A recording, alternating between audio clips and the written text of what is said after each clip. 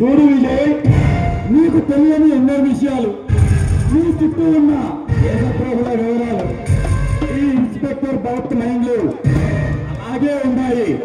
అవి అవి ఎప్పుడైనా బయటపడవచ్చు. ఎదురు లేదని వెలుగుతున్న నీ ఆధారాలపై ఇప్పుడు చూపించవచ్చు. మిస్టర్ భరత్, నేను కలిసేగా చేస్తే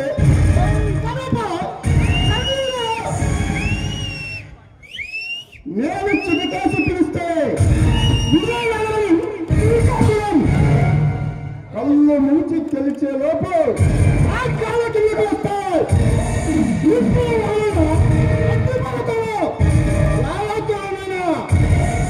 ఈ విజయ్ శ్వాస తగిలితే ఆరిపోవాల్సిందే. చూడు విజయ్, ఈ భరత్ తలుచుకుంటే అన్యాయపు ఆధారాలను, దుర్మార్గులకు దౌర్జన్యాలను కోర్టు గోడల మధ్య బందీలుగా మిగలాల్సిందే తప్ప బయట ప్రపంచాన్ని చూడలేదు. ఇప్పటికి నువ్వు డ్యూటీలో జాయిన్ అయి 24 గంటలు అవుతున్నా బ్రతికే ఉన్నావంటే అది నీకు ఈ విజయ్ పెట్టిన ప్రాణభిక్ష. గుర్తుంచుకో మై డియర్ భరత్.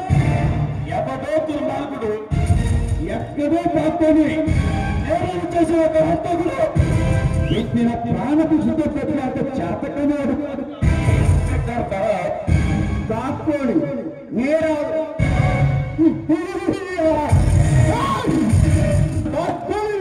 చేయటం, తప్పించుకోవటం, అందరూ గౌడికి వెళ్ళటం ఈ విజయ్ చరిత్రలో లేదమ్మా. నీకంటే ముందు వచ్చిన ఇన్స్పెక్టర్ని పోలీస్ స్టేషన్ నుండి కోర్టుకి ఇచ్చేవాళ్ళు అందరి లాయర్ల నడుమ జడ్జి ఎదుట సప్తంగా కళ్ళు మూసుకొని ఉన్న సాక్షిగా ఇన్స్పెక్టర్ చెప్పింది నేనేనని నాపై కేసు పెట్టమని నిల్చున్నా. ఈ విజయ్ ఎవడు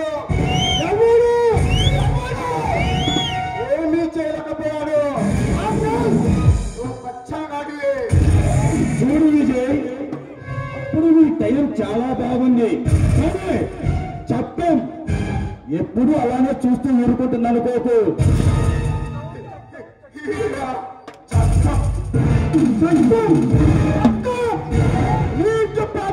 ఎత్తుగా పేరు పిలుచుకునే చట్టం నాకు చుట్టం.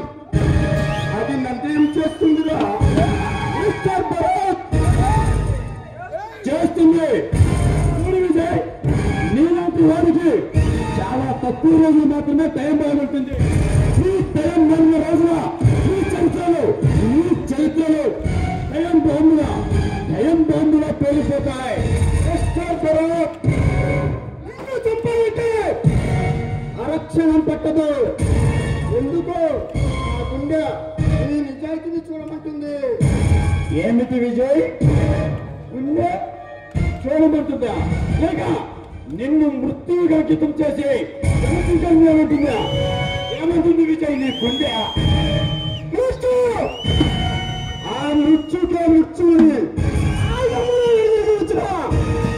వెను తిరిగిపోవాల్సిందే.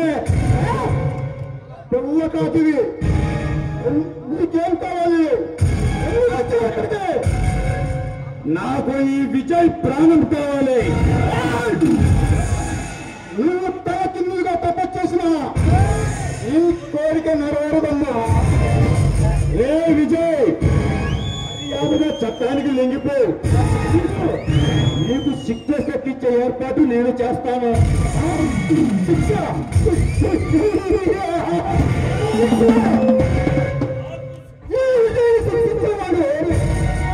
పుట్టలేదు.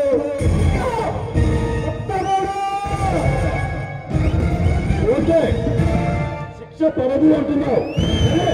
నేను చూస్తా నీకు శిక్ష ఎలా పడదు.